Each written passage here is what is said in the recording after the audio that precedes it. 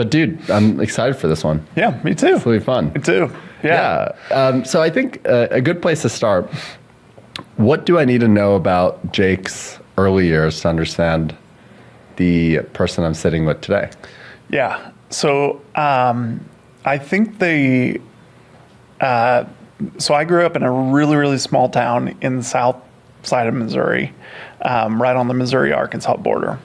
So when we got, this is like dating myself, but I remember when my dad brought home a computer, like an actual laptop from work, and we were fascinated with it. And my brother and I started trying to teach ourselves how to use the computer, how to figure it out. How old were you? Oh man, I was middle school. So at that point, so I don't even know what age, but somewhere around in there. And my uncle gave us some programming books to learn how to code. And we were, back then it was like, VB and Visual Basic and all C and all these languages. And so we started teaching ourselves how to program. And from that point on, I consistently started trying to teach myself how to solve problems with technology. And it went on from when I was a kid to when I was in high school. I started a website design company. And so this was back in the really old school, like Square website days. And built a website for my uncle's construction company, and then did a couple websites. I was in Branson, which is a big hotbed for theaters and tourism and all this. So started getting little websites here and there. And that helped me progress all the way to when I was in college. I kept running that web design business. Got me in with the city of Kansas City and Liberty, and doing some websites for organizations like that. And then got hired on a big healthcare IT company. And all along the way, it's just consistently been like, how do we solve problems with software? And I'm like a tech geek. Like I love technology. What was it about technology that excited you so much as a kid? I think truthfully, I think it's like just the ability to figure something out. Like it's not a scripted thing. A lot of, I played basketball and as I was growing up and all that. And I loved the strategy of things and how you think through more than just like surface level, how you had to like figure something out. And in real time, like in that compressed time of sports, like you have moments to figure out something. You got to come up with something, and it's like a chess match that you're playing in that like real quick back and forth. I think the fun part about technology is it's figuring out the strategies behind it and using different pieces that maybe like somebody else has come up with this idea or something like that, but you can put it together into something that actually means something and accomplishes a goal or solves a problem or something like that. And how did sports compare to technology regarding like priority in your life in those years? Yeah, so sports and technology, I think they're both similar mindsets where you don't really have, I kind of said like, you don't have this script or you don't have this instruction manual. And I think that's the really interesting thing. And the thing that I love, like, I don't want to do a routine, like I got to follow a checklist or I got to go through something that somebody else has given me the instructions on how to do. Even when I'm doing like projects around my house and stuff like that, like I don't want to read the instructions. Like I want to watch a quick YouTube video and maybe I'll watch 10 minutes of it. And then I'm like, okay, I got it. I understand what's going on here. And then I'll figure it out and kind of fumble my way through. But it's the experience of doing it. Like I'm a very hands-on person. That's how my brain works and that's how I learn. And so I think that's the same with sports and technology. It's this constant figuring things out. It's just fun. I mean, it's enjoyable.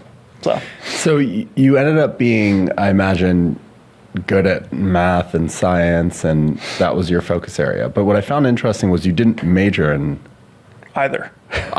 You majored in business, right? Yeah, in business. Why was that? So I feel like math and science are kind of that scripted process. Like, I think they're a necessary means to the end, which is like, what's the big goal? That's why I love business, is like, there's a big goal that you're heading towards, and it's not something that you're ever going to achieve the next day or, after 24 hours of working through, which, like a problem, whether it's math problem, technology problem, you can work through something like that in 24 hours. But there's a bunch of those that lead up to like the end big goal. And I think that's what I love so much about the business side of it, is like using technology and these things to solve problems, but leading to the end goal, which is like creating a stable business. And how do you do that when you don't control all the factors that are involved? It's kind of this wild scenario, and you're living it too, like this, everything happening outside of you, and you're trying to make these decisions and these chess moves to make sure that you get the outcome that you're trying to achieve, and try to solve all these problems for your customers, where like you don't necessarily have all the levers to control. And so I think that's the strategy part, where you're basically playing against another player or something like that, that's out there making decisions and making chaos that you have to fight your way through. Looking back, did you feel like your dad intentionally brought home a computer to influence you to learn about computers and technology, or was that just happenstance? No, I think he was just intrigued as well. And so he got it from work and brought it home. And it was like a real intriguing thing for him. Like, and this is like, of course, dating myself, but technology back then, you didn't have a laptop. Like, you may have had a desktop computer or something like that, or the old green screen, Apple.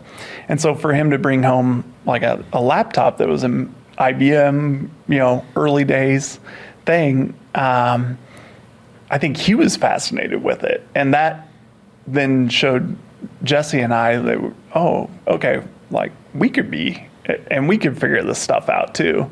And it was kind of all, I think we just all nerded out about it, really. What was your dad's profession?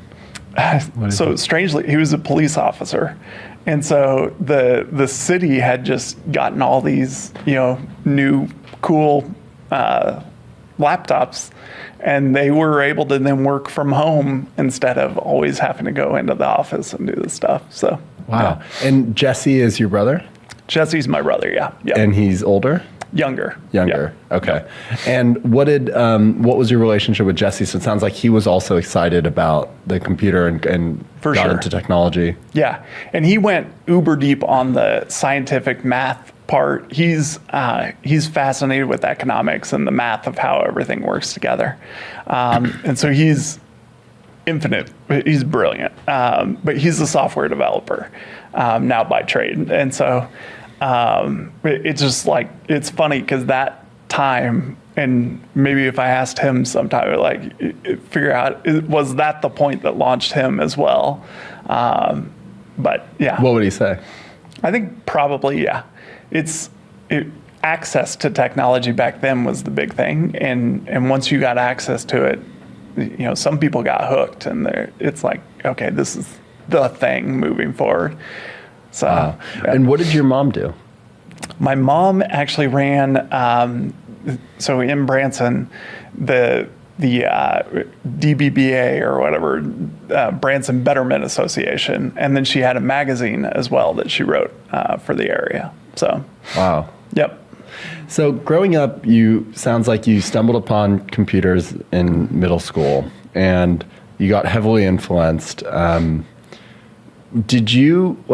you walk me through the feel? Because what I'm trying to understand and this is super common with most people who get into technologies, they stumble upon it at the early days. Yep. Can you walk me through the feeling of what it was like to actually play around with the computer in the early days? Do you remember that feeling? There was a lot of excitement. So I will say that I'm one of 4 kids, and so we were in, the country part of Branson, which Branson is a pretty country area anyway. And so being out there, most of what you were doing was outside, like in the fields and woods type of thing. You weren't doing a lot of screen time. And so we didn't have like video games and all this stuff. And so when we got access to a computer, it was like, holy smokes, like this is unreal compared to just, swimming in the pond or something like that. I think it was just fascinating. Like there was this whole other thing, and then you do the whole AOL disk to get your internet connection, and then do the whole beeping and all that to connect. And it was just a wild experience when you've never had access to that. And we didn't have the internet like we did today, where we knew that stuff existed before. So this was really like, holy crap, like I've never seen anything like this before. Yeah. It was mind blowing. What about your other 2 siblings?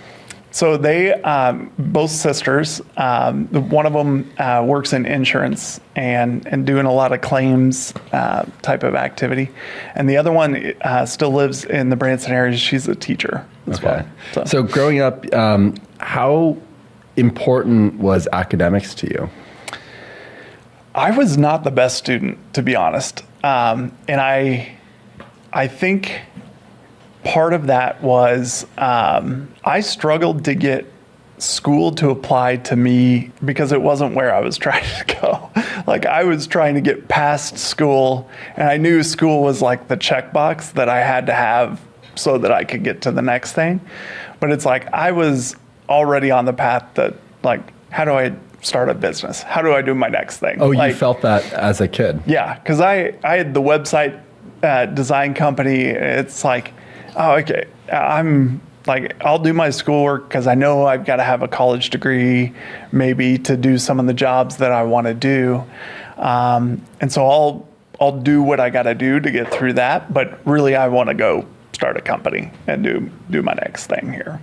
And what was the role of money in your upbringing growing up? I know you mentioned that you grew up in kind of a more of a rural area, and you're outdoors a lot. Yep. What impact did money have, either positively or negatively, on your upbringing? Well, so we're a family, 4 kids, and parents living off a police officer salary. And so we were definitely not well off at all. And so I think the answer is, like, it played a big role in just where I saw we were, and a lot of the kids I grew up with, like in that area, you don't really leave that area. So you kind of go up through the high school, or maybe you go to one of the area colleges or something like that, but you kind of stay in that area. And I was lucky enough that I got access in playing basketball to go to some other cities and see some of the big cities. And I'm like, okay, I don't want to live here. Like, there's a lot going on out there. I want to get out there and tap into that. And so I think financial restrictions that I had growing up, where we just weren't able to do the things, and there wasn't access to the things that a lot of people had access to in other cities. And so that was a big motivation for me personally, just to get into areas where there was a lot of opportunity and a lot of things happening. What were your parents' aspirations for you? Did they have big aspirations? Was there a lot of pressure growing up?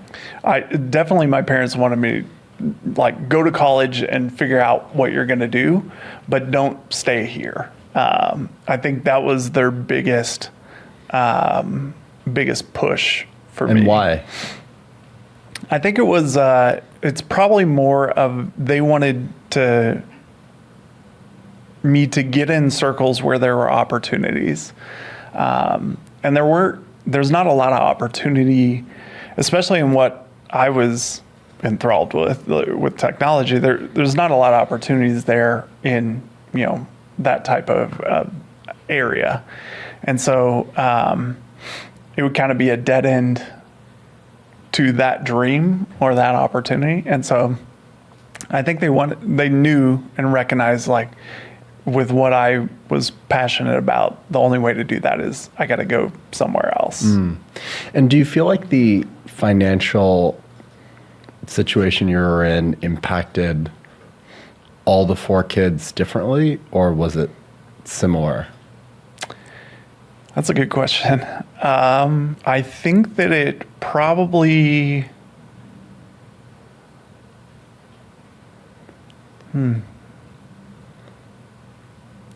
Part of me asked that. Part of me asked that. I'll give you some context. Part of me asked that because I also grew up like with money constraints and issues, and at least from my vantage point, it felt like the center of all problems, arguments with my parents. Everything that I couldn't do was because of money. I also grew up around wealthy people, so the contrast of that, in my opinion, exacerbated the experience growing up. But I do feel that it affected me more than my siblings, much more than my siblings, and was like a central driver in what I wanted to do, how I approached it. I associated money with insecurity and, lack of money with insecurity, and having money with security. So in order to feel secure, you have to figure out how to have some money in your life, because that's stability. But I don't feel like it impacted my siblings. I have 2 siblings the same way, as fully and deeply. Are you where are you? I'm the middle. Okay, middle. I'm the middle child. What about you? Yeah, I'm the oldest of all. Okay, you're the oldest. Okay, so you probably saw most of it. And yeah. So how do you think about it? That's good context. I do think that some of us, it affected us similarly, where very similar to what you're saying. Like it's almost like you're like, okay, I can't end up like in that scenario. So let's make sure we make decisions and do things that give us the best opportunity to not have that outcome. And so you're almost building, and everything you're doing to try to build away from that direction, which makes it super risky to do a startup in your own company, because it's like, oh man, like I could go all the way down, like back there where it was, and that instability, and I think that adds and has added more chaos and stress in my life, just in general, because of that having that nagging in the back of my head. But I think to answer your question, I do think it affected us all different.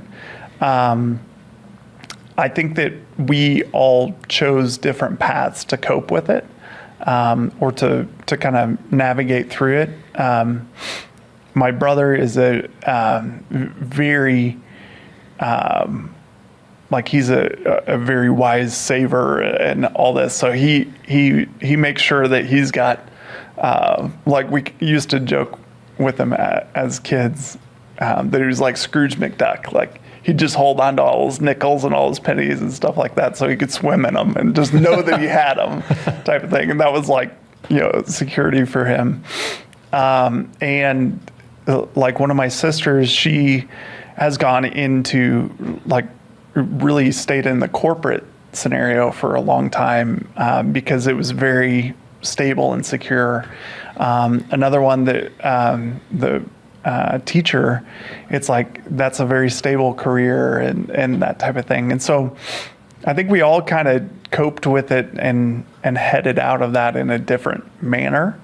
But I think it all, you can see it in the back of like all of what all of us are doing and it's happening there.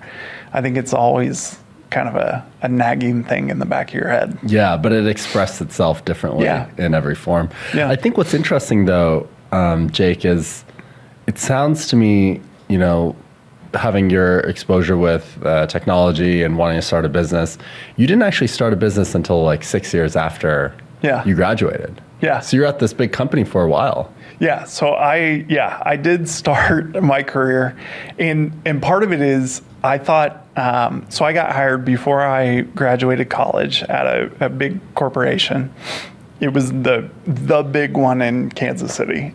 So there was like Sprint and then this healthcare IT company.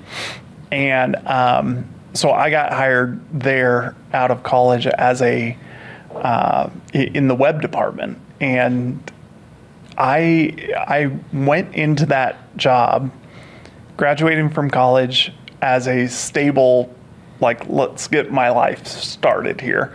I need some kind of income. I can't get to graduation and not know what I'm doing. And sorry, how was college for you? Were you focused on business? Were you focused on school? Yeah, so I played basketball first 2 years, and then the next 2 years it was all working, school, and then doing my web building company. And so that was it. And then I had a girlfriend, which is now my wife. We dated all the way through college. So obviously she took a lot of focus and priority there. But the main thing, I think I came out of college and really thought about like almost like this panic, like I can't get to graduation day and not have something that I'm going to do, because I don't know where I'm going to go. I need to make sure I have an income and I've got something set up where I can live, all this type of thing, because I don't want to have to move back to Branson and have like a setup there and then try to relaunch out of that. So I need to make sure I'm going right into something. And so I think the corporation was stable and able to get me kind of going there. And then I got connected with, because I was doing web, which was in healthcare side, it was kind of a newer concept. Like there wasn't a lot of investment being done in web back then. Everything was done in servers and basements and all this stuff in local instances. And we got pegged with doing like a global web initiative. And so that was super exciting. And I got hooked into that and starting that process, I think, was probably what kept me there and kept me going. Is it was so new feeling, and we were trying to solve a big problem, and I think that was all. The challenge was fun, and then it got to the point where I started realizing, like, hey, I've got this other thing. I'm still going on consulting. And finally, my wife looked at me and she's like, "Why are you doing both of these? You need to just be done with the corporate life and go do your business." And so this was while you were at Cerner? Yeah. Okay, so this was the web development business that you started before? So I was doing websites, and then as web grew, it became building applications and doing actual things. So it became technology. A consultancy, but it was still the same business that you just continued to progress the business. Wow, and you were doing this all throughout college as well? Yep. So started in high school and went all the way through college and then all the way after college. And so it was generating revenue during college? Oh, for sure. Yeah. Yeah. Wow. And what were you doing with the revenue it was generating? Besides like taking my soon-to-be wife on dates and things like that, it was like I was paying my way through college. So that whole experience was pushing. So I also worked jobs. I bartended as well and all that. But, so you paid for your own college? So my parents took out some loans and then I paid the rest. Yeah. Wow. Because I didn't have, any kind of assistance or anything like that through scholarships. We had some with basketball very early on, but then So not you through the were rest. so you were doing quite a bit in college then. You were playing basketball, Yeah. you were running this business, you were bartending. Yep. And then for a good amount of time, I was working the night shift at a hotel. So I was literally sleeping. I think I was sleeping like 4 hours in the morning because I would work the night shift and do all my homework and everything while I was working at the hotel, and then go to bed first thing in the morning, sleep until I had class at 9, and then go up. So where did this motivation and drive come from? I think it all comes back to like how we grew up. Like, I'm very determined to not end up in that scenario, and so trying to do as many things as possible to try to make sure that didn't happen. Are you an optimistic person? No. No. You're not. No. Really? You sound like it though. I'm a highly logical person, and so I tend to be more pessimistic, but I think I'm very optimistic and confident when I know that I know the solution. So it's kind of like if you've ever played chess, like there's that moment where you're like, okay, I got this. And when that hits, it's like, okay, extreme confidence. Like, I know the answer here. I've been reading a ton recently of just like reading back on Warren Buffett and Charlie Munger's stories and how Warren bought Berkshire in the early days and grew it. And their whole thesis is that in their entire lifetime, if you look at the thousands of decisions they made, really only 5 or 10 of those decisions define Berkshire for what it is today. Yeah. And their whole thesis is when you know you're right, which will happen only a few times in a lifetime, you need to bet heavily. Yep. And I thought that was pretty interesting Yep. and fascinating. So you feel that you are extremely confident, optimistic when you have high conviction. Yeah. And when you don't have high conviction, you are more skeptical and pessimistic. Yeah. How does that lend itself positively or negatively to starting a business? Well, I think I think early on, it's almost a little dangerous because you're so naive and you don't have all the information. And you couldn't possibly. You're just walking into something new. But you only know the scope of the world that you actually know. And so you don't know that you don't have all the information. And so I think sometimes, especially for me, like I can tend to be overconfident in something when I don't have all the real details. And I think that I've got the whole world figured out. And I think early on in starting the company, and even another technology company that I started, I think I thought I had all the details and I had solved the problem. Like I figured it out here, and then you get a little bit into it and you're like, oh, actually no, that's not it at all. And if you're not comfortable enough with saying, okay, I was wrong, let's pivot quick and make a quick decision, I think you get too far down the road and it's like, then you got too many people looking at you and expecting things and all this stuff that you've promised. And if you don't have that ability to kind of make decisions and pivot and shift and move as you're going through, it gets a little dangerous. So Yeah, it's funny. When you first start a company, the activation energy required to take something from 0 to 1 is enormous. Yeah. And a lot of the key inputs for that to happen is usually naive, blind, ignorant optimism. Yeah. Otherwise, you never do it. Otherwise, you never do it. Yeah, Paul Graham has this quote that I really like in this essay, How to Do Great Work. He says, knowledge expands fractally. The more you learn something, the less you know. Yeah. Right? So when you look at a business and you're like, oh, how hard could it be? Yep. From the outside, when you're zoomed completely out, it looks very simplistic. But as you go deeper and deeper, the problem expands fractally and births like hundreds and thousands of more problems, and you realize how complex it actually is. Yep. Yeah.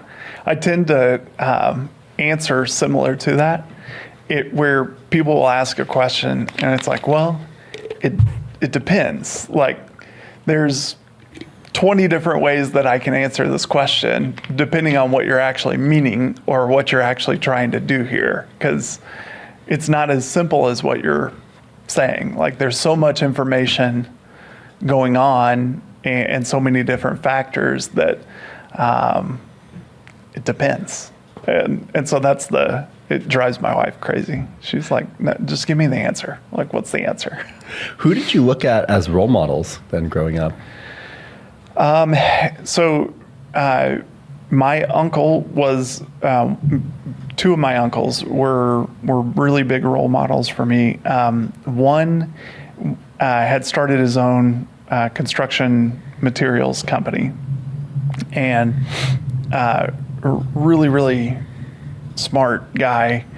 And he was building houses and then started realizing, what if I provide all the materials for people to build houses? There's a lot of money in that. And he and his wife started a truss company, so the triangles on top of the roofs, and built that to be a very successful company.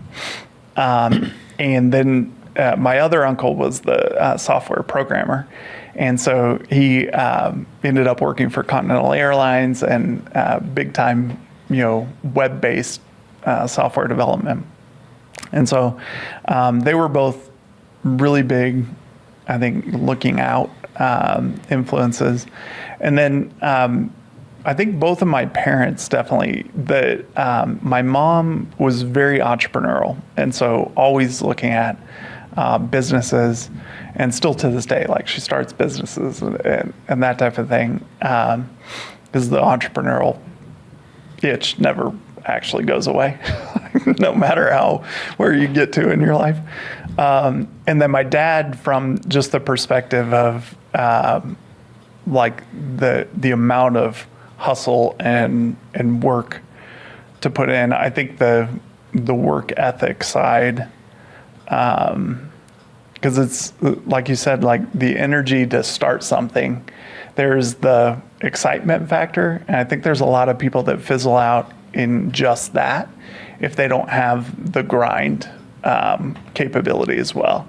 And I think that's really, when you see companies that succeed, it's because whoever the founder or that founding team has the mixture of both, like the excitement to keep things going when it really sucks, and it's going to suck, and then the grind to really push through and obsess about figuring something out, and not staying surface level and being like, okay, this is good enough. Like, did we actually solve the problem? Did we actually figure out the answer? Because there's an answer to almost every question out there. It takes some figuring out. Like, how do we go through this?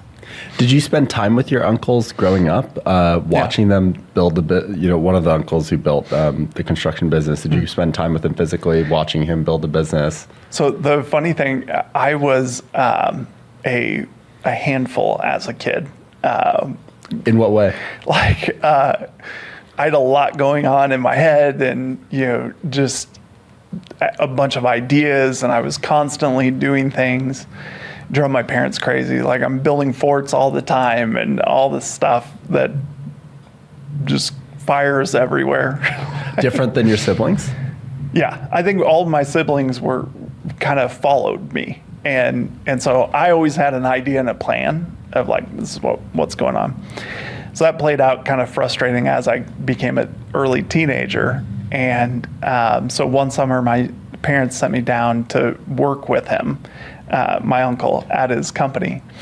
And so he took me out to the shop, and he's like, and one of the still to this day, I don't even know if he'll remember that he said this to me, but we walked out, and he's like, I want you to clean up the shop, type of thing. And it's construction, they're cutting, there's sawdust everywhere, all that stuff. And he's like, I don't want you to ask if you should do something or ask for permission to do something. If you see that something needs to be done, do it. And that thing has stuck with me my entire life. Like that lesson of don't wait for somebody to tell you to do it. If you see something needs to be done, do it and take care of it. And I think that that's like the most visceral moment.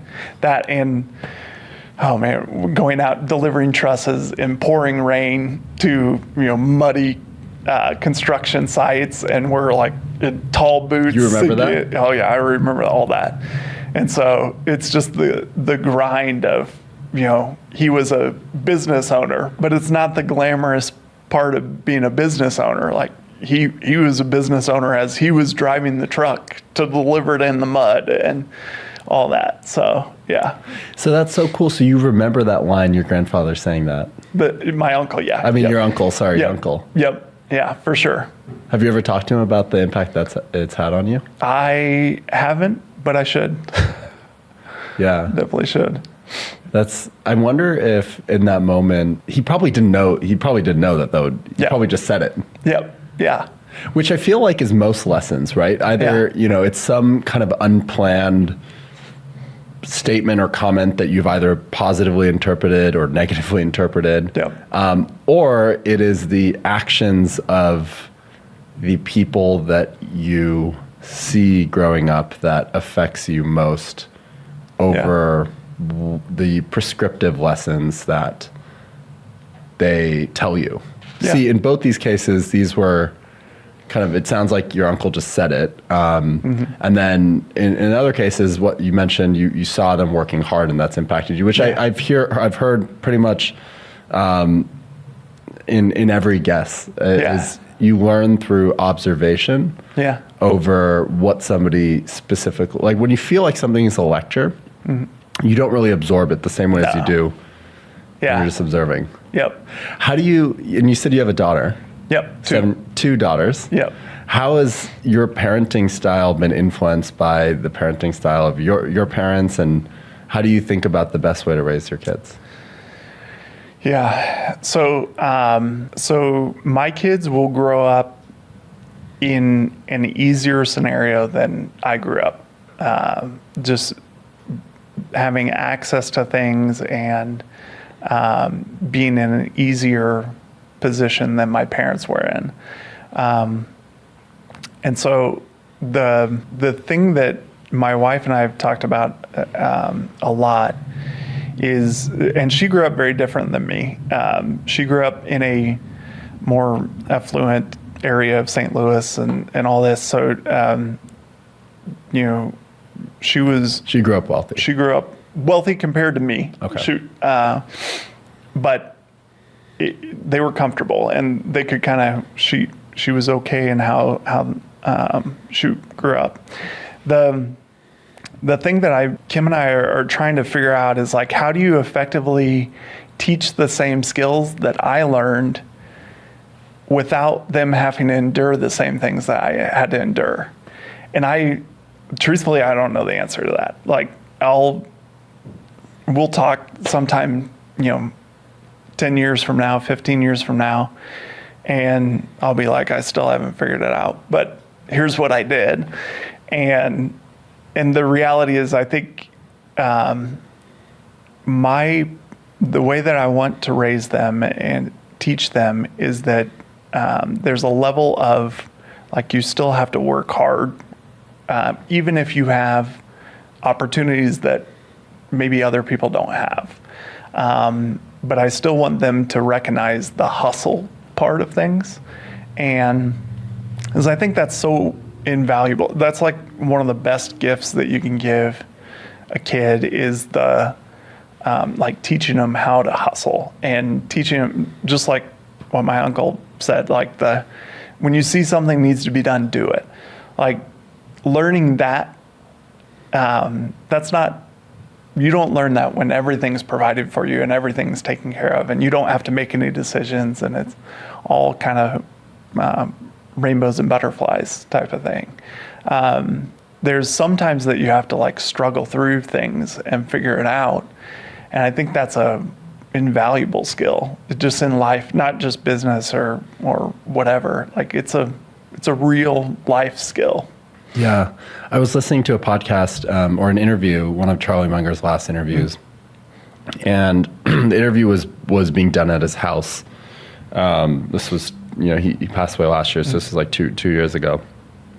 And the interviewer asked Charlie, she was like, hey, Charlie, you've been living at this house for 6 decades. So he had been living in the same house for 60 years, and Warren Buffett, still alive, is living in the same house for like 50 years or 60 years or something like that, right?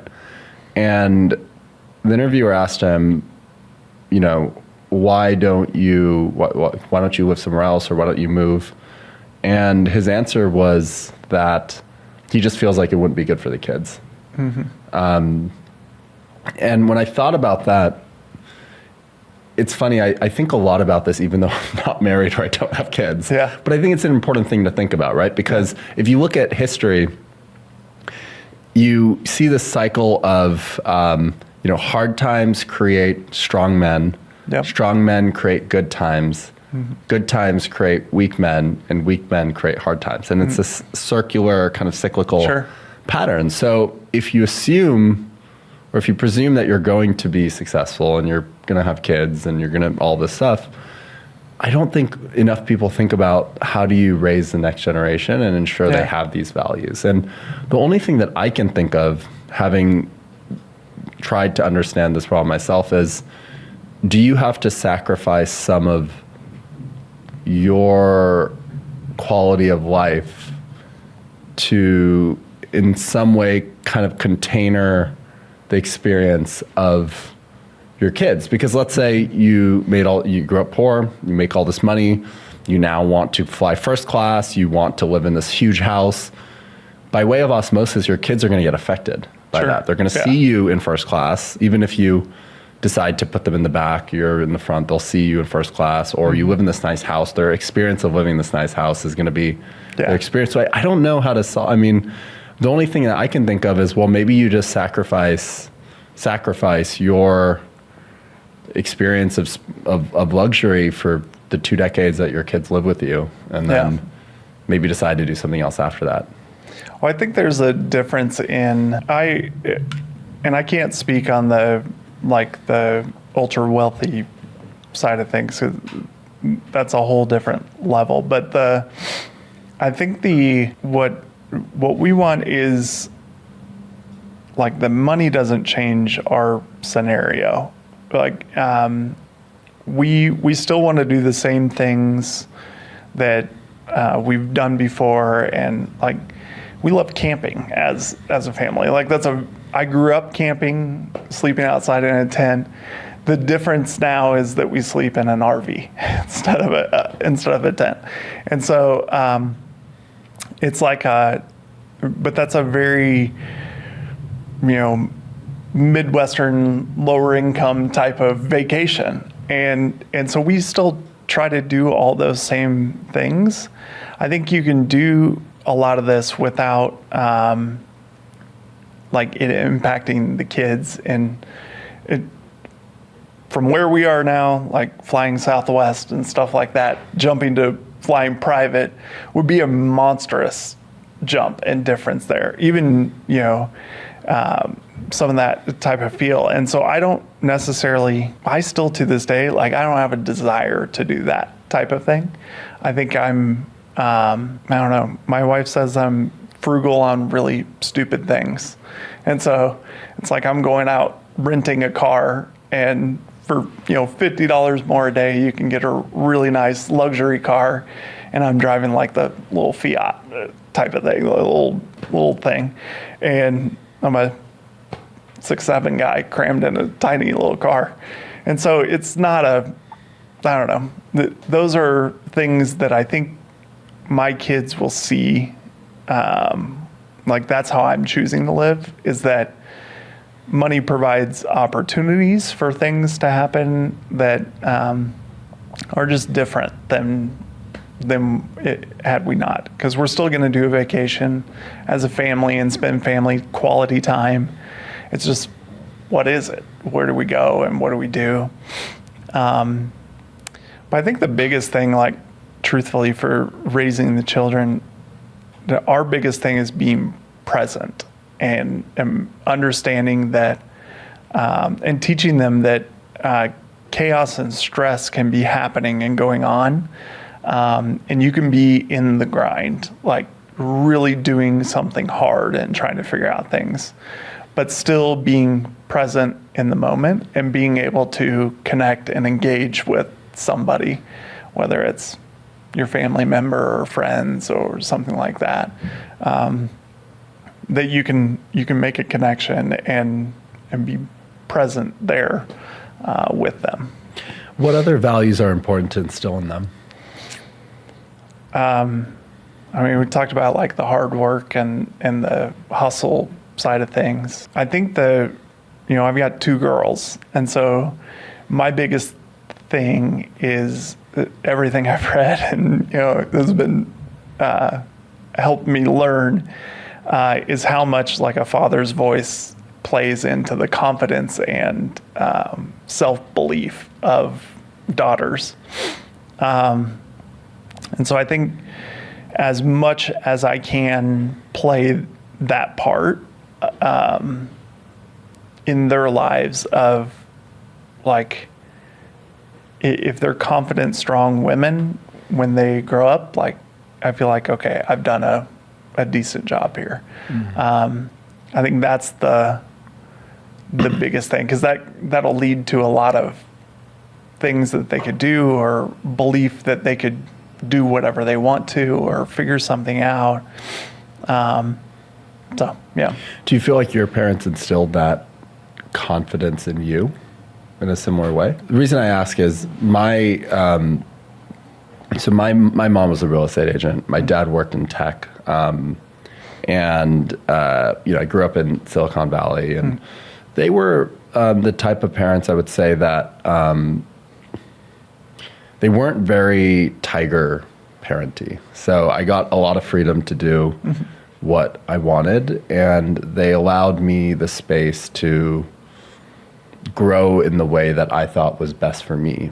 Mm-hmm. What I think they did really well in, having only recently reflected on this, is instilling the belief that I can do whatever I want, and that I'm unconditionally loved, right? Mm-hmm. I think that is super important, because being unconditionally loved is the only thing that your parents can give you that the world won't give you or can't give you.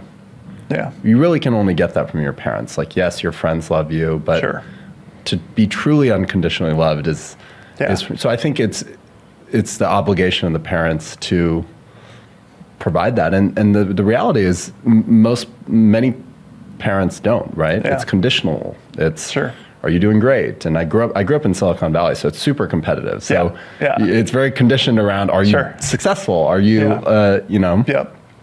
Did you have any sort of like, how did your parents raise you in that? Did you feel that growing up? No, I think that my parents were trying to survive, really, through us growing up,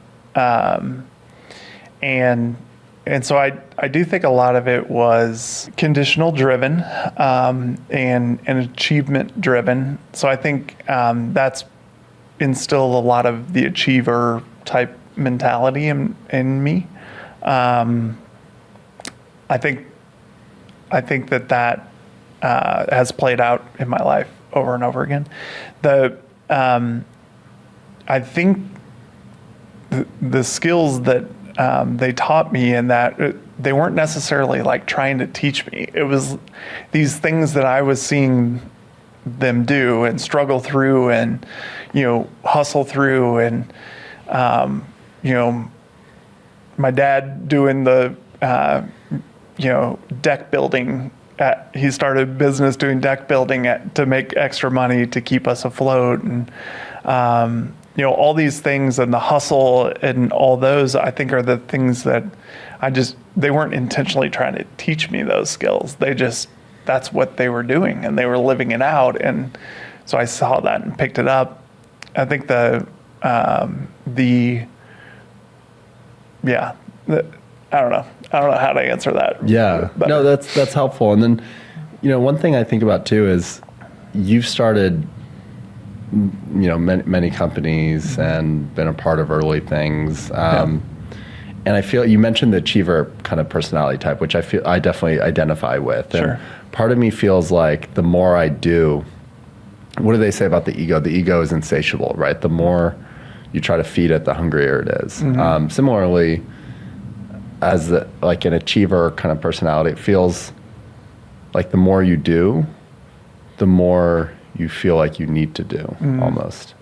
Yeah. Do you ever feel that way, or do you feel like you've hit? No, definitely not.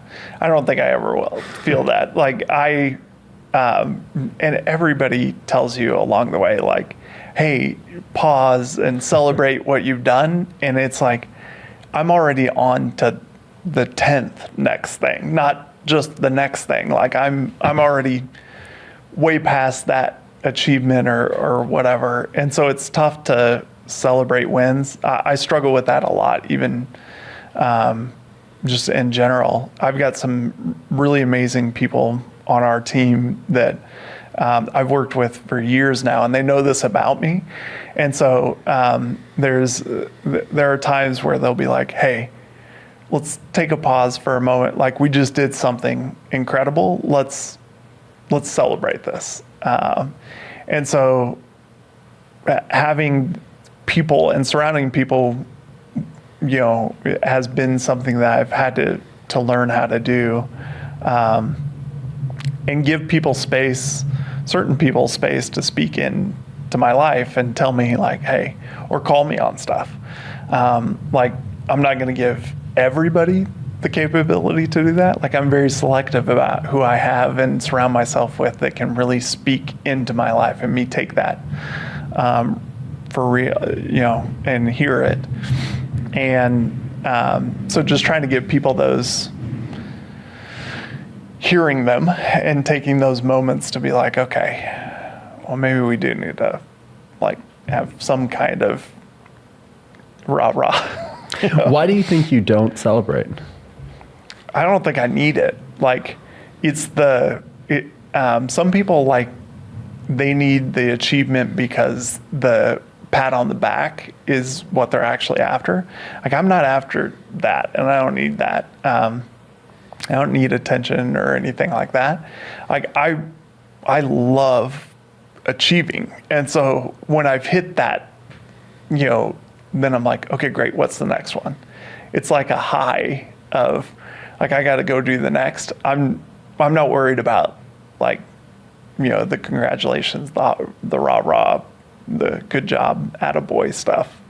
I want the thrill of achieving something that was really hard to figure out, and not everybody can figure it out. Like, I want that achievement. You enjoy the pursuit of something. Yeah. So we lost track a little bit about we were talking about you graduated, you wanted stability, you joined Cerner, you worked there for 5 or 6 years, but you were still running this business on the side. And it sounds like your wife, you said Kim? Yeah. Kim pushed you to pursue this full time. That's well, I'm not married, so I don't know, but it feels like that's uncommon or very supportive. Yeah, it definitely was. I think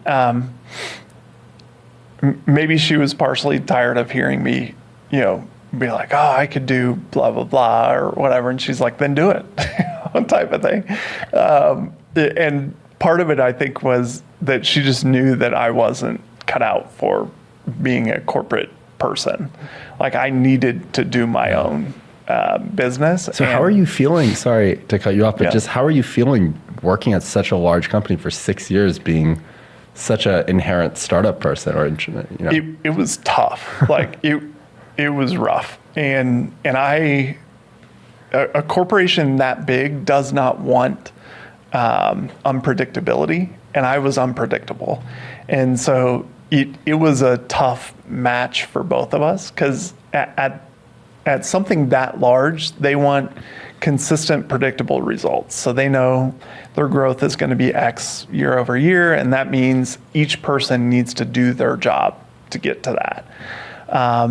You don't need a bunch of, people that want to do startups doing all these things all over the place, because then you'll never actually achieve the 10% growth, 20% growth, whatever they're trying to do at that level. And so I was not a good fit, long term there. I think it was great experience for me, and I got to do and work on projects that a lot of people would have never got to do or work on. And I got to work with the Queen of Qatar and all these type of governmental organizations as a 20-something-year-old. Like that's not normally a 20-something-year-old. Like you're doing coffee and this type of stuff for people, and so I was really grateful for the opportunities and I think it jump started my career and gave me a view into what things I could accomplish and do.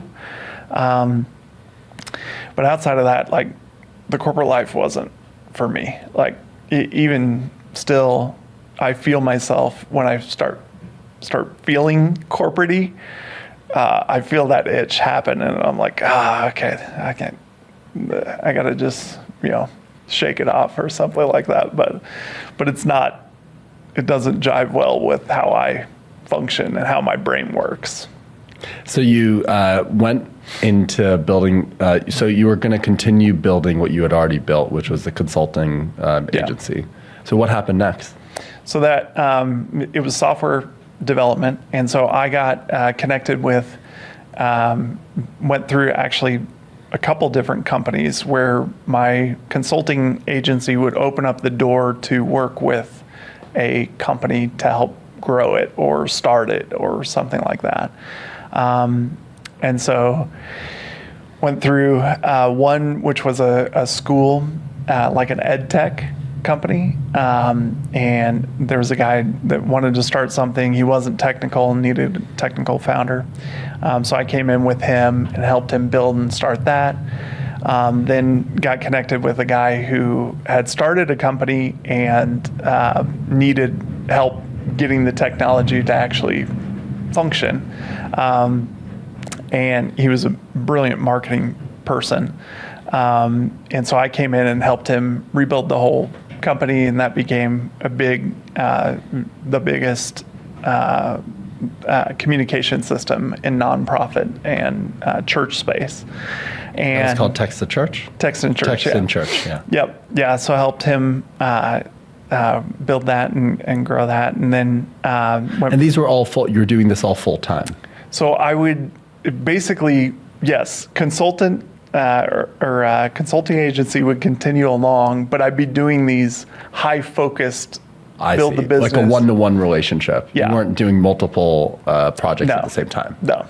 And so I would be like all in on that. And then as things started getting to stable or whatever, and then I would start moving on to the next one. Why did you choose that model over choosing multiple projects and working on them like a traditional consulting agency? I guess you're a one-man show too, right? Well, no, I had a team, so developers and all that I would bring in with me. But I'm a generalist myself, and so I don't know, I would just get consumed with whatever that was, and I wouldn't have space, especially at the beginning, to take on and do multiple. I was so invested in trying to make that thing successful, or whatever it was, and so yeah, just continued through that model. It it worked well for me in getting a lot of connections and opportunities in different industries. And so I got to see a lot of different areas, and then eventually got connected with a guy who his family had an ownership group in apartment complexes in Kansas City, and they had a self-management company. And so we spun off and started a third-party management company, which is all the start of how then eventually became Buzz through the process. So, And this was which company? so it was called Simplify that we started. It was a third-party management and technology company. And so the whole idea was trying to do this. It was super early on in the centralization movement. And COVID happened, like right in the middle of launching that management company. And so it was a really interesting experience that has then helped me in multifamily, because we're literally running apartment complexes. Yeah. Like, And it was a tech-enabled property management company? It was, So it yeah. was a management company. yep, But third-party management company. Third-party management, but Yep. the thesis was you guys would use a lot of technology to improve efficiency. Yep, and build our own communication system and all of this so that we could communicate with residents from a central location. And so we had a call center basically set up in Kansas City that we would do resident communication. We were barely into the remote leasing phase, and smart locks on doors were a fortune to try to pull off. And no apartment complex was investing in those at that point. And so we had to do some really interesting things to try to get remote leasing to function. And then came along systems like Rently and Homebase and all these other things that give you access to do that all remotely today. What was the most painful part about starting that company? I think that really the hardest part, like third-party management, is tough. It's a tough business, and so I have a lot of respect for the people that are doing third-party management, because it's the easiest thing for any owner to get mad at, and the owners, they're in an almost impossible situation, because you see a lot of these ownership groups where they take management internal, and that's when they're to a certain size where it makes sense to be able to manage their own properties. Third-party management companies, they have their operating model, but not every owner is like, yeah, that's my operating model. And so you get these weird mismatches sometimes, and relationship management and all this, where communicating expectations and understanding each other and having good working relationships. But in third-party management, like, it's so easy to kind of move on to the next third-party manager. And so you got a lot of things to work through, and just the apartment business in general it's a labor of love, because there are a lot of residents that make this a tough job for people, and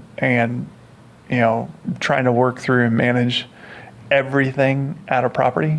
These are mini businesses, and one person is sitting there responsible for this hugely important asset, and that may be an owner's entire livelihood or their entire investment, retirement, and all this stuff. And you got one person sitting there that it's like, make this business work, and that's a stressful situation to be in. So How did the insights from Simplify lead to you starting Buzz? yeah, it's definitely the experience in doing property management. I think I got frustrated when we were running properties that there were so many software systems and things that just get kind of thrown at you, and a lot of them don't actually solve the real thing that you're trying to do. It's like a placebo effect almost in it.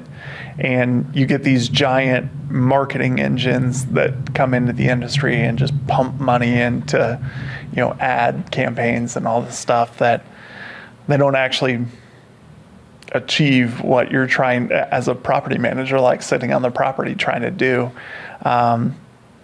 And you're just like another checkbox on the list for them.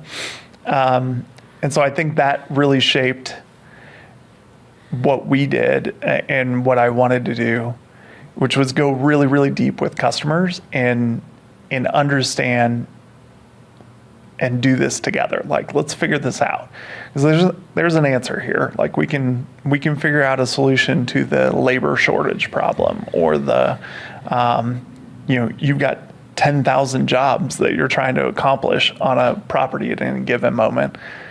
Let's try to take that down a couple, and so that you can do all the other things that you're responsible for trying to do. So at this time, you didn't know what the genesis of Buzz was going to be, but you knew you wanted to solve some sort of problem, having had deep exposure to the industry. Yeah. So you went through the idea maze of figuring out which problem to solve.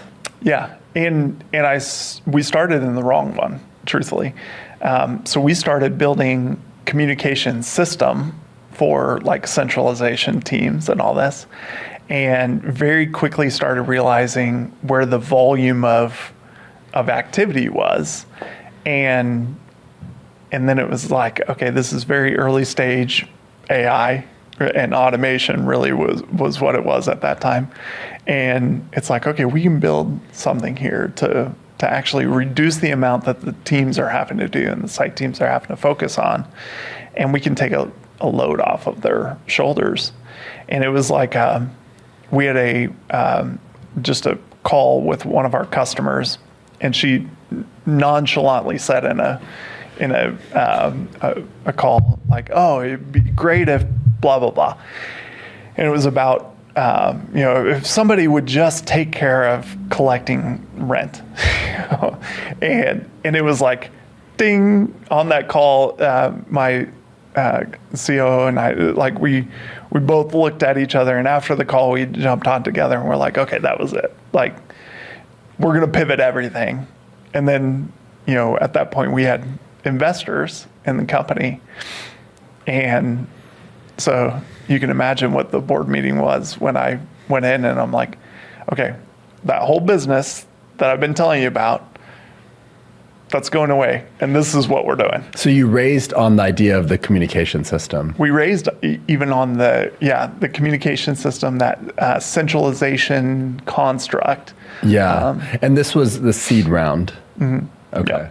Yeah, and even on that side. And the Series A. How much did you raise in total at that point? So at that point, I think we had raised 12 million. Okay. And wow. So in that whole construct, and then like, hey, no, this is the play. And, OpenAI had just started saying stuff. So it was very, very early on. Like, we were pre GPT-3 like type of thing. And so it was, I think it was nerve-wracking for them, but I'm like, you got to trust me here. Like, this is where it's going, and this is going to be the thing. So. And did you have paying customers at that point in time? We did.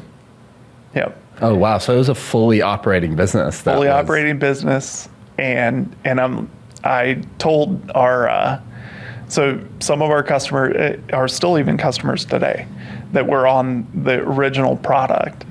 And I went to him and I was like, okay, I know that you paid for this and you are paying for this, and I'm so grateful for that. But this is what is actually going to solve your problem and what we've been trying to work towards. And luckily we had some really amazing partners there early on that were like, okay, I could see that. And they trusted me enough to be like, okay, we'll go along the ride with you and kind of see where this goes, which was just incredible. And then their teams they were willing to dedicate time from their teams to work with us to make sure it actually did. Or we wouldn't be where we were Wow. today. So not every customer switched over. So at that point, we had 2 real customers on that, 2 real management companies. Yeah. And they both switched. So you kind of piloted and did like a design partnership program with them and co-created the new product? Yeah, without like as formal as that, like literally it was me sitting down with them and their property, like their site teams, and working through, okay, here's how I think I can get this to work, and here's how I think we can solve this problem. And then they would tell me how I didn't actually solve the problem or whatever. And we just went through this process of obsessing about actually fixing the problem that they were encountering. So wow. And how long did it take for you to build the product and get the first version out and then start getting them to actually put down real dollars? I think it was a 6-month process that we went through this. So we had a lot of the technology already that we just kind of needed to restructure and move around how it was going to work. But it was a 6-month process of going through training and understanding with the system to get it to actually deliver.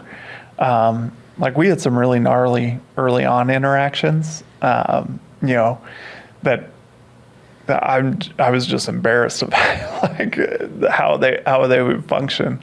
And we're building an AI system around collecting rent, and it comes out of the gate and it tells a resident like, "Oh, I'll pay your rent for you." And then, residents in their interaction and conversation, they talk in different ways. And one of the guys that we work with loves this, just hearing this. But early on, before we put in a lot of the guardrails and auditing systems and things like that, one of the residents was like, "Bro," and it kept calling this, what they thought was the human bro. And then the AI system turned around and started calling not just him bro, but then put that through the whole thing and started iterating, and it was calling people bro, and we had to go through this whole, try to retrain that out, and it was just a comical, the experience of going through trial and error. And a lot of this, it was so new at that point. Like you didn't have a lot of the writing and education that you do today. So this was 2023 or 2022? This would have been 2022. Yeah. 2022. Okay, Mm-hmm. cool. Yeah. So you fully made this pivot, and then what happened next? So then we just went in. It was a push all chips in this basket, and we were a super lean team at that point. And so the whole focus was obsess about making these customers wildly happy. And if we can't make them happy, then we have no business getting other customers because we're not going to make them happy. So we had raised money and then used a lot of that to build the product that we had originally headed down the path of, and this whole centralization system for property management. And so we went down super lean because we're going to go to zero revenue at this point. Yeah. And so with this shift, and so it's like, okay, we need to be lean through this and make sure that we can survive, but also build towards where we're going. And so we did this big, where, it's all this discovery, building, rapid development as quickly as we could, and then get up and running. Wow. And then my wife and I did trade shows. Like we're here at OpTech. My wife and I literally would work the booths together. So she worked with you? Yeah. So she would do the conferences because obviously I couldn't really afford to pay another salesperson or somebody like that to travel, because I'd have to pay for another hotel room, another flight, all this stuff. And so I could get the companion pass for her to just fly with me. And then really I'm just paying for her meals to come to the conference. So she worked full time with you and helped run a lot of the sales? She just worked conferences. Oh, just conferences. And shows. And Okay. so we would do these meetups and all this stuff. And she is a connector. Like that's her skill set.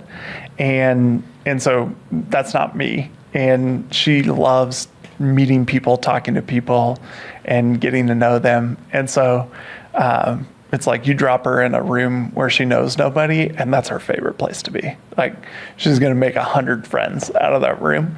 You drop me in that same scenario, and I'm going to get out of the room as quickly as I can. We just have two different, and we were talking about earlier, play to that skill set. She loves conferences. She loves to be at the booth, smiling at people, get people to come in and talk to her, and she was great at that. So. Wow. And is that how you got a lot of your additional customers from the conferences? Yeah. So we did a couple early conferences, and I think that's really what gave us a decent client base of people that were willing to take a shot on us, because we were early stage. We had a really cheap looking booth. I think we had a white folding table out there, a little banner behind us. And they're like, "What's Buzz?" And come up, and then we'd talk to them. So we had some people that early on were willing to take a chance with us. Wow. And then after you got more customers, then you decided you guys ended up raising more money. So we raised a little bit to keep just accelerate what we were doing, and get some additional growth. Wow. And then what led to, so now Buzz is acquired by PayReady. Yep. How did that come about? So we got introduced by one of those two original customers. He made a connection and said, "Hey, you two should meet." And we just happened to both be at a conference at the same time. And so I texted him, it was like the CEO, Lynn. I was like, "Hey, can we grab a couple minutes and just catch up?"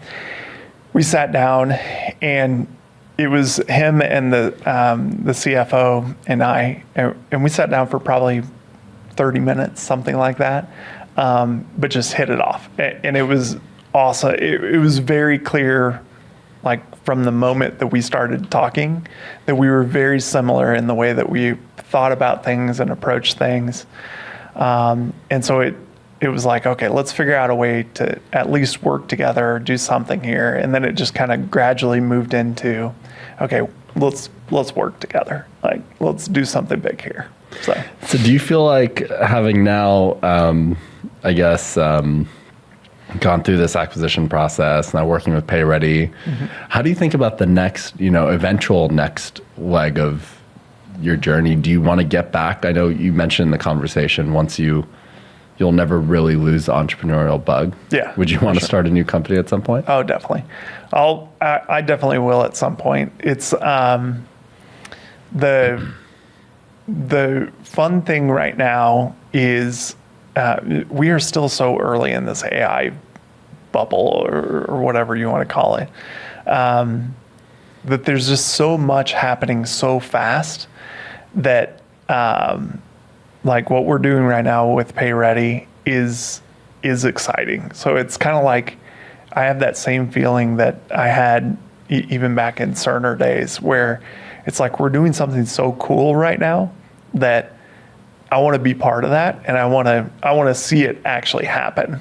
Like, and so that's the excitement that we're in right now, and things just happen, like they're happening every week, and new developments and new things being available, and the AI systems are getting so much better now, and you're living this life, yourself. You just see it, and you're like, okay, things that we couldn't quite do, or we had to kind of work around, a month ago, now are handling it like nothing, and now the cost of compute is going down, and so it's getting more manageable to do some of the really, really cool things that we tried to do, which were really only available to people that could pay wild amounts of money.